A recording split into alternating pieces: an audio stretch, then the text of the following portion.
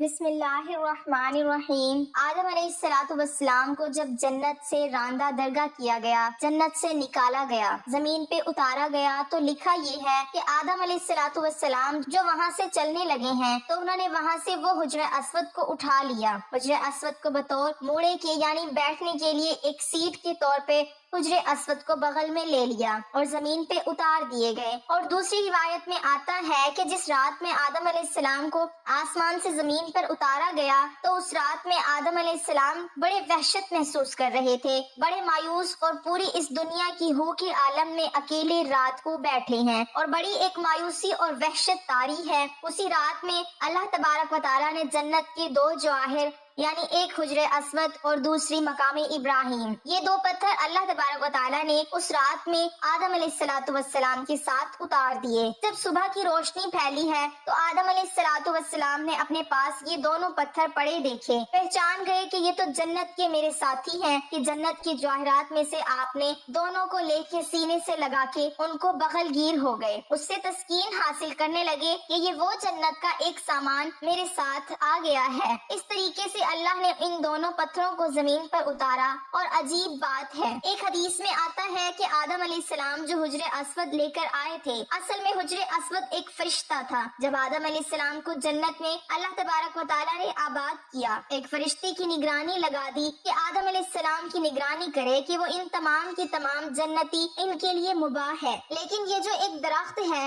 اس درخت کے کھانے سے ان کو منع کیا گیا ہے، تو تم اس کی نگرانی کرتے رہو کہیں آدم علیہ السلام اس درخت کا پھل نہ کھائیں۔ چنانچہ یہ فرشتے وہ آدم علیہ السلام کی نگرانی کرتا رہا تو آدم علیہ السلام بھی محتاط رہے اور جنت کے اندر وقت گزرتا رہا۔ جب اللہ تبارک و تعالیٰ کو تکوینی طور پر منظور تھا کہ آدم علیہ السلام پھل کھائیں اور پھر آگے سارا پڑوسی جو ہوا، تو یہ تکوینی نظام ہے، اللہ کے ہاں یہ ہونا تھا، یہ مقدر تھا۔ تو اللہ تبارک و تعالیٰ نے آدم علیہ السلام سے اس فرشتے کو اوجھل کر دیا، یعنی آدم علیہ السلام کو فرشتہ دائیں بائیں کہیں نظر نہیں آیا۔ تو جب یہ آدم علیہ السلام کو پھل کھانے کا موقع آیا تو انہوں نے آگے بڑھ کے اس پھل کو کھا لیا۔ جیسے ہی پھل کھایا تو اللہ تبارک و تعالیٰ کی ہاں ظاہر ہے کہ ایک خاص قسم کا غضب نازل ہوا کہ یہ تمہیں منع کیا گیا تھا تو کیوں کھایا؟ تو اسی ہیبت اور دبدبے کے عالم میں اللہ تعالیٰ نے اس فرشتے کی طرف دیکھا۔ جب اس ہیبت کے عالم میں اس فرشتے کو دیکھا ہے تو فرشتہ خوف سے پتھر بن گیا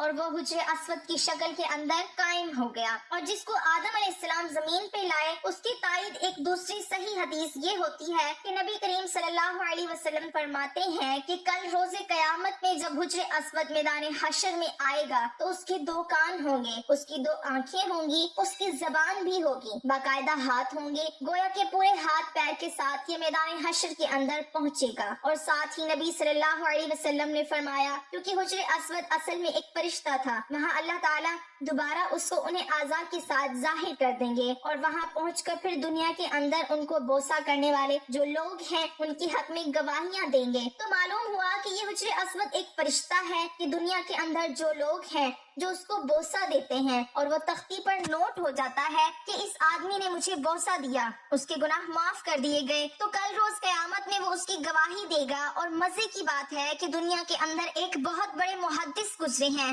وہ یہ کہتے ہیں کہ مکہ کے اندر حرم میں حجر اسود کے قریب، کعبہ کے قریب ایک عرصہ تک رہا تو میں نے ایک مرتبہ عجیب منظر دیکھا کہ یہ حجر اسود وہاں سے نکلا اور اس کے دونوں ہاتھ تھے، پیر بھی تھے، اس کے کان اور پوری ایک انسانی شکل میں نکلتا ہے۔ وہ نکلا اور کافی دور تک ٹہلتا ہوا اور دوبارہ اسی جگہ قائم ہو گیا اور اسی طرح پتھر کی شکل اختیار کر دی۔ اس روایت سے تائید ہو گئی ہے کہ جو اس بہت بڑے محدث نے یہ نظارہ دیکھا تو معلوم ہوا ہے، حدیث میں آتا ہے کہ جب حجر اسود کو کوئی حج یا عمرہ کرنے والا بوسہ دیتا ہے تو حقیقت میں وہ اللہ سے مصافحہ کرتا ہے، اللہ سے سلام کرتا ہے، تو سلام کرنے کے نتیجے میں اللہ تعالیٰ اس کے سارے گناہوں کو معاف کر دیتے ہیں، جیسے خود دو ایمان والے جب آپس میں ایک دوسرے سے مصافحہ کرتے ہیں۔ حدیث میں آتا ہے کہ ان دونوں کے الگ ہونے سے پہلے، ان کے مسافے الگ ہونے سے پہلے اللہ گناہ معاف کر دیتے ہیں۔ تو وہاں حجر اسود کو مصافحہ گویا کہ اللہ سے مصافحہ ہے، تو اللہ سے مصافحہ اور گناہ معاف نہ ہو یہ کیسے ہو سکتا ہے؟ اس سے اللہ تعالیٰ گناہوں کو معاف کر دیتے ہیں۔ تو یہ حجر اسود وہ فرشتہ ہے جو ہر بوسہ دینے والے کی تفصیلات کو نوٹ کر لیتا ہے۔ تو اللہ سے دعا ہے کہ اللہ تعالیٰ ہمیں حجر اسود کا سلام اور اس کا بوسہ لینے کی سعادت نصیب فرمائے۔ لیکن اس میں شریعت کا مسئلہ لکھا ہے کہ اس کے لیے آپ کسی دوسرے کو تکلیف دے کر اس کا بوسہ نہ لیں۔ تکلیف دے کر بوسہ لیں گے تو ظاہر ہے بوسہ لینا ایک مستحب عمل ہے، لیکن تکلیف دینا حرام ہے۔ حرام کام کر کے ایک مستحب حاصل کریں گے، اللہ تبارک و تعالیٰ کے آگے اس کی کوئی قیمت نہیں۔ اگر نہیں موقع